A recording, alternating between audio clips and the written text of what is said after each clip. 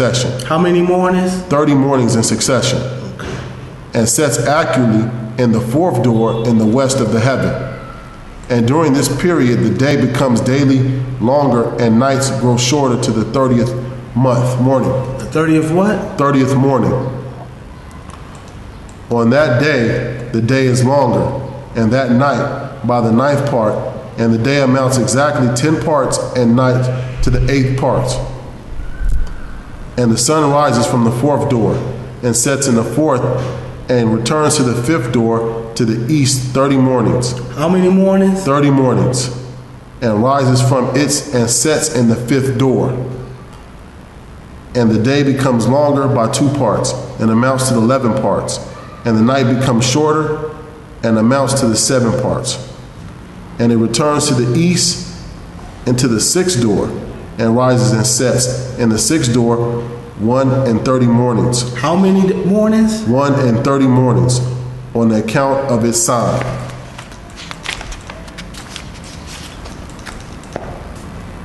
On that day, the day becomes longer, and of that night, and the day becomes double the night, and the day becomes 12 parts, and the night is shortened and becomes 6 parts. And the sun mounts up to make the day shorter and the night longer. And the sun returns to the east and enters in the 6th door, and rises from it and sets 30 mornings. How many mornings? 30 mornings. And when the 30 mornings are accomplished, the day decreases by exactly 1 part, and becomes 11 parts, and the night 7. And the sun goes out from the 6th door in the west, and goes to the east, and rises in the 5th door for 30 mornings. How many mornings? 30 mornings. And sets in the west again in the 5th western door. And on that day, the day decreases by 2 parts, and amounts to 10 parts, and the night to 8 parts. And the sun goes out from the 5th door and sets in the 5th door of the west, and rises in the 4th door for 1 and 30 mornings. How many mornings? 30 mornings, on account of his sign, and sets in the west. On that day, the day becomes equal with night in length, and the night amounts to 9 parts, and the day to 9 parts.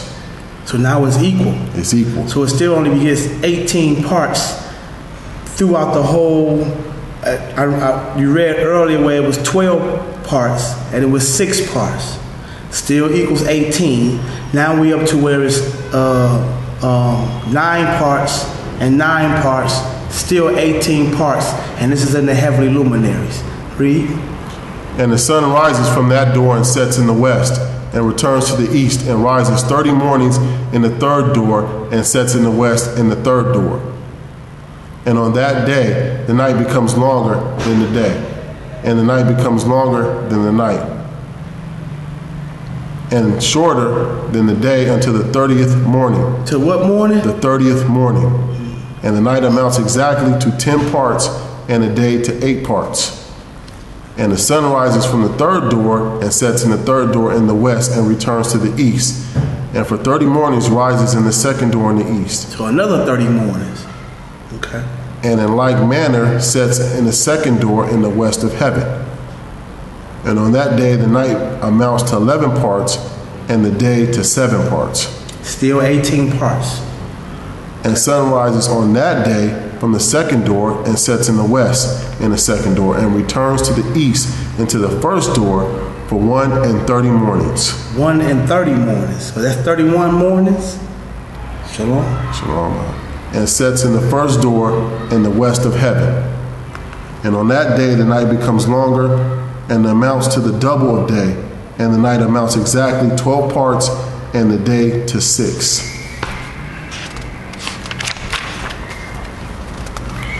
And the sun has traversed in divisions of the orbit, and turns again on those divisions of his orbit, and enters that door 30 mornings, and sets also in the west opposite to it.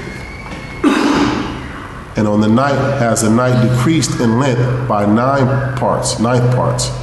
And the night has become 11 parts, and the day 7 parts. And the sun has returned and entered into the second door in the east, and returns on those his divisions of his orbit for 30 mornings, rising and setting. And on that day, the night decreases in length, and the night amounts to 10 parts, and the day to 8. And on that day, the sun rises from that door and sets in the west, and returns to the east, and rises in the third door for 1 and 30 mornings. For how many mornings? For 1 and 30 mornings. Okay. And sets in the west of heaven. And on that day, the night decreases and amounts to 9 parts, and the day to 9 parts, and the night is equal to day, and the year is exactly as it is, days 364. How many days? 364 days. How many days? 364 days. No. 394? No, 364, brother. You got it wrong. So if we added another 30 days to the calendar, and the heavenly luminary said how many days? 364 days, brother. So if I added one more month, would I be wrong? You'd be totally wrong. You'd throw off all the days. I threw off everything. Everything would be thrown off. Okay. All right. My bad. I didn't mean to interrupt you. I had to verify because, you know, it's a lot of information going around that we're supposed to add a leap year to the calendar. And, you know, again, the Most High, we read it now. 364 days? 364 days, brother. It's all good. Yeah. I think that was supposed to be perfect by the Most High. And it was perfect? That's right. Okay. All right. Shalom. Shalom. And the length of the day and of the night, and the shortness of the day and of the night arises through the course of the sun. These distinctions are separated. So it becomes that its course becomes daily longer and its course nightly shorter. And this is the law and the course of the great luminary. And this is the who? This is the law and the course of the great luminary, which is named the sun. And his return is often as it returns 60 times and rises forever and ever. So if this is the law of the great luminary of the sun, and this is supposed to last forever and ever and ever, and it already only give you 18 parts, which was exactly within the 18 part that exactly took place within 364 days, forever and ever and ever. Then when are we supposed to start adding 30 days? I never read that in scripture. Me either. Never have. Okay. I'm glad you stick with the scriptures, huh? Yeah. Let me shake your hand on camera. Right, thank you, brother. Thank Shalom. you. Nice to meet you, too. Nice to meet you, too. All right, brother. All right. Marie, my bad, man. I just, some things I have to point out, because this here, what we reading, it covers how we keep count. It covers the time. It covers the days. So, I mean, I'm following the Most High. That's it. You know what I'm saying? So, I understand, totally.